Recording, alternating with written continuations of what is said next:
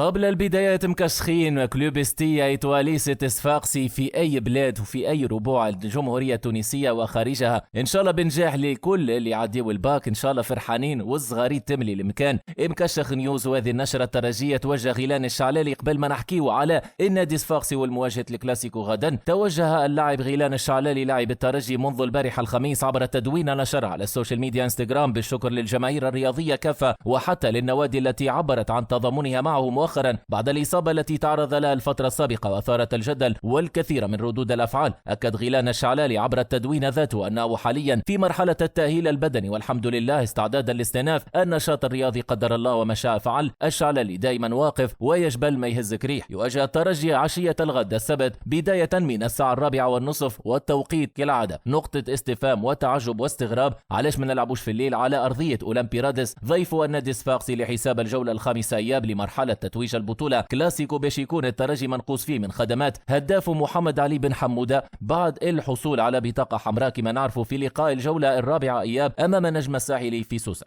هذا يجيب التوازي مع أنه الترجي قاعد يبحث في تعزيز رصيده البشري بمهاجم جديد، خاصة بعد إصابة الجزائري رياض بن عياد. الترجي اللي يبحث عن تعزيز رصيده البشري بمهاجم قناص كذلك قادر على الإضافة كأيام زمان كمايكل إنرام وغيره من الصفات الهجومية التي يجب على المهاجم الجديد أن يكون فيها. أكدت مصادر عدة عن وجود تردد من قبل طارق ثابت ومناقشة وكذلك قناعة كبيرة بوجود السليتي نعيم اللاعب الدولي في صفوف الترجي، لكن هناك تفاصيل تفرق وقادرة أن تغير الوجه للاعب. إن شاء الله يكون في الترجي، علاش لا؟ صاحب خبرة مع شبان الترجي مع انتدابات أخرى إن شاء الله تكون من أسواق مختلفة برازيلية إفريقية، هكا نطمعوا جنوب إفريقية أمريكا اللاتينية اللي كان المهم ما نعودوش أخطاء الماضي. لكن قبلها نحكي على تفاصيل البطولة العربية والجدل اللي كان سابق البطولة العربية من المشاركة ومن عدمه. تقرر المشاركة في النهاية بالنسبة للترجي اللي عنده تحديات كبيرة، 3 ماتشات كوب عبارة في البطولة باش يربحهم ويترشح لدوري الأبطال الإفريقية تشامبيونز ليج، واللي هي عادة موجودة عند جمهور الترجي مستحيل يستغنى عن المسابقة هذه.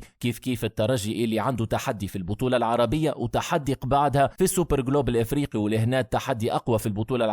علاش؟ خاطرك تلعب على اسم الترجي، رد بالك تخسر بنتيجة عريضة قدام الاتحاد السعودي مهما كانت الاسماء الموجودة فيه. باختصار، مقابلات المجموعة الأولى اللي فات الترجي نهار 27 جويلية 2023 الاتحاد السعودي، الترجي في أول ماتش ناري، ثم الشرطة العراقي مع المترشح من بين النادي الصفاقسي والهلال السوداني. وباش تشهد المسابقة حضور أبرز الأندية العربية وأكثرها تتويجات مثل الاتحاد والهلال النصر من المملكة العربية، إلى جانب الزمالك المصري، وكذلك من المغرب الوداد، ومن الجزائر شباب الوزداد والوحدة الإماراتي. وباش يتحصل الفائز بلقب كأس العرب للأندية الأبطال المعروف أيضا بكأس الملك سلمان على جائزة مالية قدرها 6 ملايين دولار بالتمام والكمال، في حين سيحصل الوصيف على مبلغ 2.5 مليون دولار. يظهر لي أكثر من هيك ما فماش تحفيز باش الأولاد يعملوا اللي عليهم والترجي تنعش الخزينة بمبلغ مثل هذا. ختاما، أكدت مصادر للمغرب أنه منذ نهار الأربعاء أنه جلسة جديدة باش تجمع المدير الرياضي للترجي طارق ثابت باللاعب الدولي التونسي نعيم السليتي من أجل مناقشة إمكانية اللعب أم لصالح الترجي في الموسمين القادمين إن شاء الله. كانت المفاوضات الأولية بعيدة بعض الشيء في وجهة النظر، خاصة أن السليتي اشترط الحصول على راتب سنوي ضخم في حدود 800 ألف دولار، وهو ما رفضه طارق ثابت. طبعا حسب معلوماتنا فإن الجلسة الجديدة بين الطرفان ستقام فيها بذلك ثابت العرض المالي الذي يناسب الترجي، وفي صورة قبول نعيم السليتي فإنه باش يكون أحد صفقات الترجي في الميركاتو الصيفي. وبصراحة فارقة جدا إنه يكون موجود